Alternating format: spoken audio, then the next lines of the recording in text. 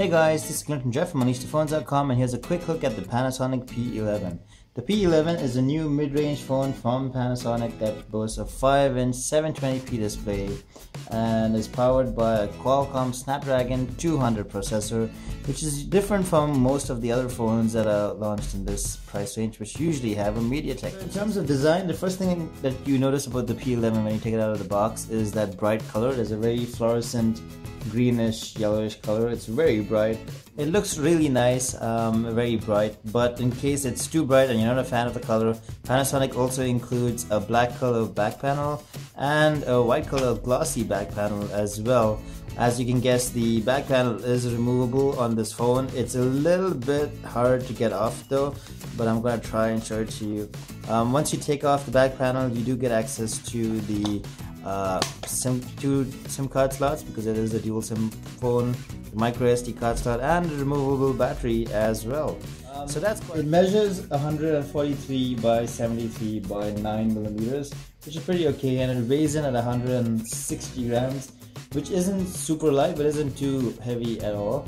For a 5-inch phone, it does feel expensive because of that weight, so you'll either love the weight or hate it. But coupled with the matte back panel, which is very fluorescent-ish, it is very grippy, very comfortable to use, even one-handed. You can reach almost all corners of the screen, so it's not too bad. It is actually quite nice to use.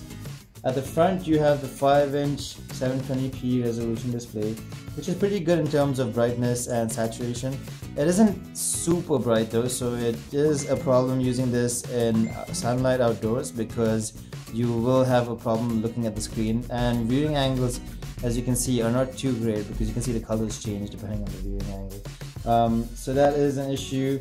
Apart from that, it's an okay screen. Above the display, you have the centrally located earpiece with the front-facing camera and a proximity sensor on this side as well.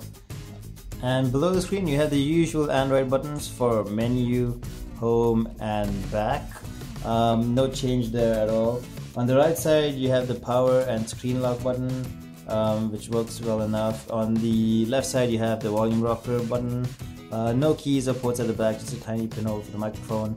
And at the top, you have the micro USB charging port and the 3.5mm audio jack.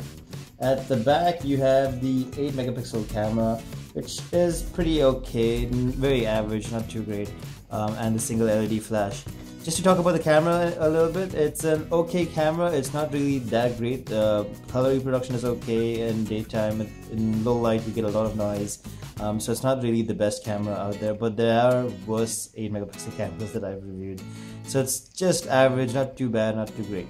The loudspeaker is at the bottom. It's kind of loud, again, average loudness, not too loud, not too soft. It's pretty okay. In terms of hardware, there's a 1.2 GHz Snapdragon 200 processor with an Adreno 203 GPU. There's 1 GB of RAM, 4 GB of internal memory, out of which you only get about 2.8-ish GB to use, which is not much. But there is a micro SD card slot, as I mentioned before. So all in all, the performance is a little bit slow. As you can see, there is a little bit of lag when you scroll around or when you open up an app, for example. So you will see that there is this annoying lag that just you can always feel when using it. Apps do take a little time to load up as well.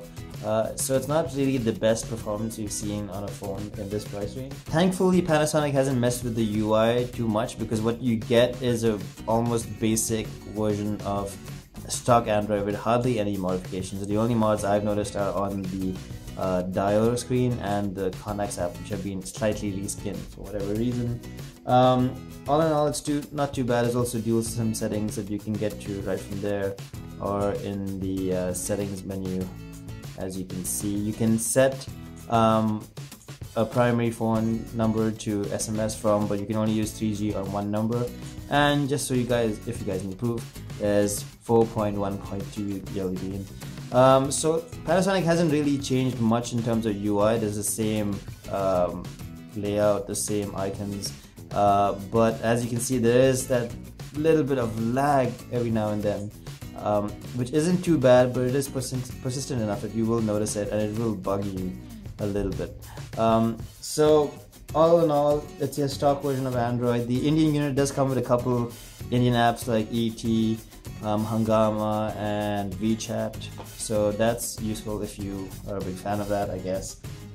We've already spoken about the camera, but just to show you the camera UI, it is basically your usual Android camera UI, but with a lot more options and tweakable things thrown in. There's the front-facing camera button right over there, a scene modes key, and a toggle for the flash.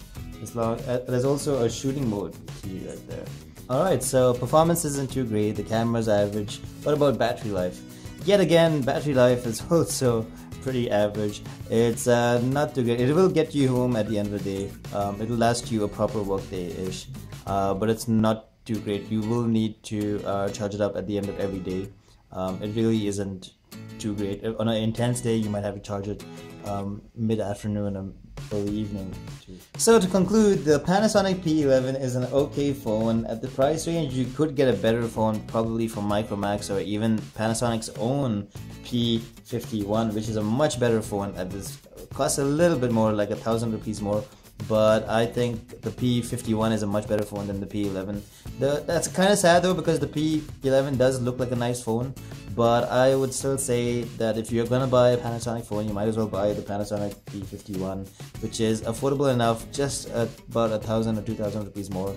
The Panasonic P11 by itself, if you do want to buy this phone, just know that it has an average display, average battery life, average camera. All in all, it's pretty okay, except for the performance is really laggy and it will kind of drive you insane after a little while. So that's what I think, guys. If you want a proper review, do check out our post on Unleash the Phones. We have a lot more pictures, camera samples, and a video sample as well. And as always, if you guys have any questions about the Panasonic P11, do let me know right in the comment section below.